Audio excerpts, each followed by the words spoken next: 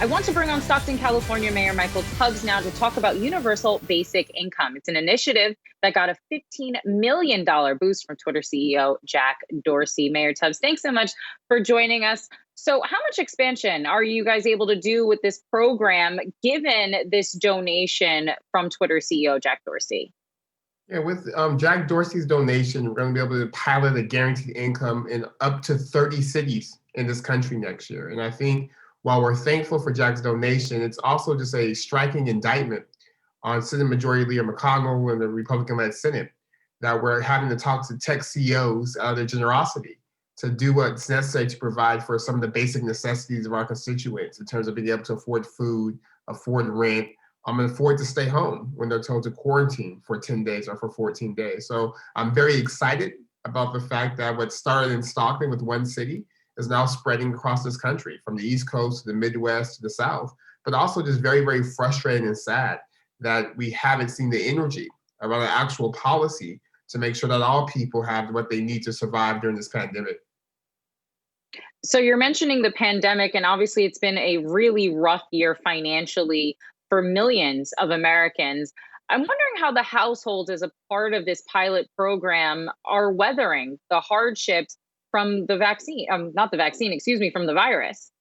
Yeah, well, in Stockton, our program was slated to end in July, but we extended it due to the concerns you mentioned. And what we heard from families has been heartbreaking.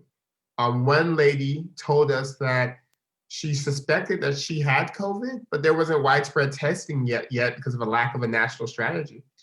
So she was debating whether to go to work or not.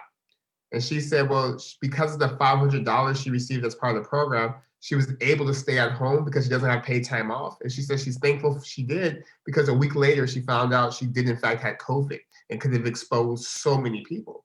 Other people have told us that the $500 has made it so that they're able to have enough food in their home since their kids are home all day.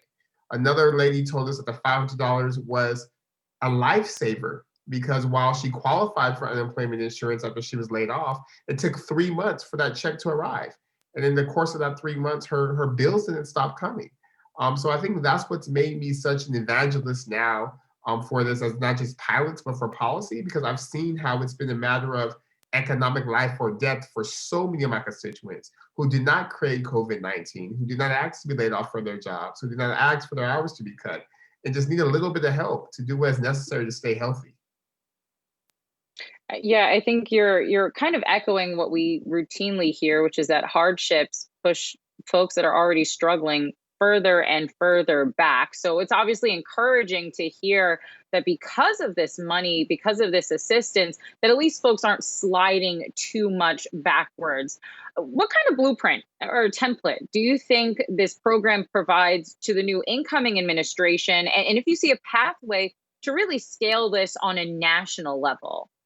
Yeah, Chris, I would say my biggest hope for this country is that this is actually expanded to a national policy. And I think in terms of blueprint, we saw what happened with the $1,200 stimulus checks. First of all, everybody was happy. No one was upset. It was politically great for everyone. Number two, we also saw that poverty dropped just with one $1,200 check. So I think with this Biden-Harris administration and their commitment to build back better, and provided we get to win these seats in Georgia, so we have a Senate majority, I think we'll see some sort of stimulus that meets the moment in terms of meeting Americans where they are and providing them a monthly disbursements, at least throughout this pandemic. So that's my hope. Not just because it's a cool policy, but it's literally a necessity. We have eviction moratoriums expiring at the end of this year. We have people who are being told again to stay home, quarantine for 2 weeks, but they don't have paid time off. So that's 2 weeks without a check.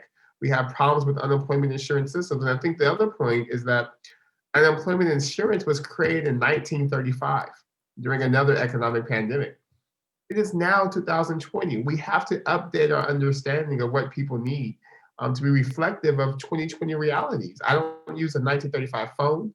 This computer I'm talking to you on was made in 1935. Our pandemic response can't be built on 1935 models. It just literally makes no sense to me. So, speaking about moving forward in this pandemic, I'm wondering if the city of Stockton is ready once the vaccine has received its authorization to be distributed to its residents. Because right now there is no federal distribution plan. Many folks are saying that it's going to have to be on the backs of governors and folks like yourself, mayors of cities, to really disseminate this vaccine to its residents. Is the city of Stockton ready in the next 2, 3 weeks to make sure that a vaccine starts to get distributed? Yeah, I would say, unfortunately, I won't be the mayor next year. So the incoming mayor, I'm sure that's top of mind for him on the agenda. But in the past couple of weeks, we've been in conversations with kind of state government and other mayors to get ready. But I think in Stockton, there's a bunch of other things we have to do before we get there. I mean, as I speak now, there's people at City Hall protesting without masks on, saying we need to open up business, that we need to be a sanctuary city for businesses, right? Despite the fact our ICU beds are at 0% capacity.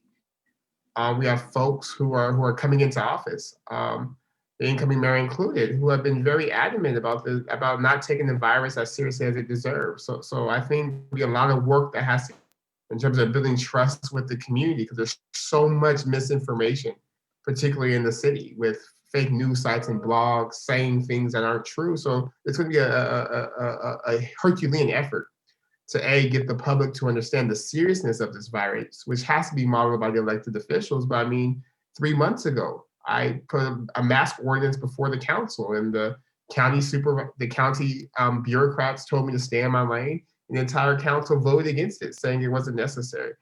So I think before the city of Stockton can even talk about a vaccine, we have to make sure everyone's on the same page about the severity of this virus, and that's not going away. It doesn't care if we're upset. We have to be very smart and science informed. I think once we do that, then the conversation about sort of vaccine distribution is one that could be had in a way that gets to where we want to be, which is safety and health of all of our citizens. Mayor, I'm wondering if you can tell us how Stockton right now is faring budget wise, and how much your city needs economic aid in the form of stimulus. Yeah, well, over the past 3.5 years, I've been a fiscal watchdog, and we are ending this year with a $13 million budget surplus, which I'm incredibly proud of. But that's in terms of the city as an organization.